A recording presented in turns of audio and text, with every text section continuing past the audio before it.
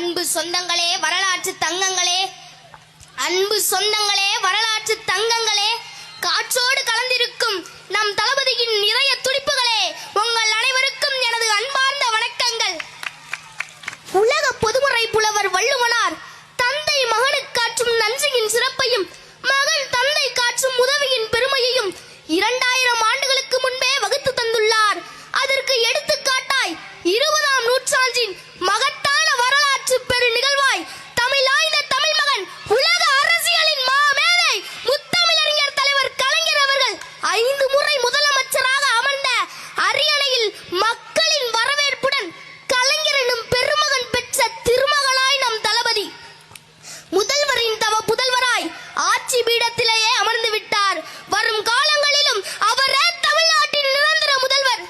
இன்று இந்திய திருநாடே வாழ்த்தி போற்றும் வகையில் நல்லாட்சி நடத்தி வரும் நம் முதல்வர் எங்கள் தாய் நாட்டு மக்களுக்கு தாய்க்கு தாயாக, தந்தைக்கு தந்தையாக அவர் கொண்டு வந்த திட்டங்கள் பல தலைமுறையும் பாராட்டி செல்லும்.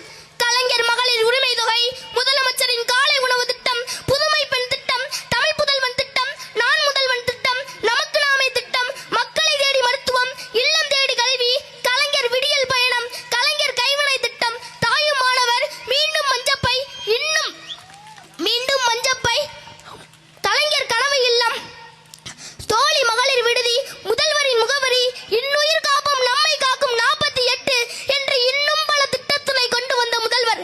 எனவே தமிழர்களின் உரிமையை காக்கப்படவும், தமிழகம் தன்னிறைவு பெற்று முதன்மை மாநிலமாக விளங்கிடவும் அண்ணாவும் கலைஞரும் உருவாக்கிய அறிவார்ந்த அரசியல் வேளையில் தளபதி நாளும் வீடு நடை போட்டு வரும் இந்த வேளையில் நல்லவர்கள் அனைவரும் அவருக்காக வாழ்த்து பாடி வருவது மகிழ்ச்சியாக இருக்கிறது. நீலத்துறை கடல் ஓரத்திலே நின்று தவம் செய்யும் குமரி எல்லை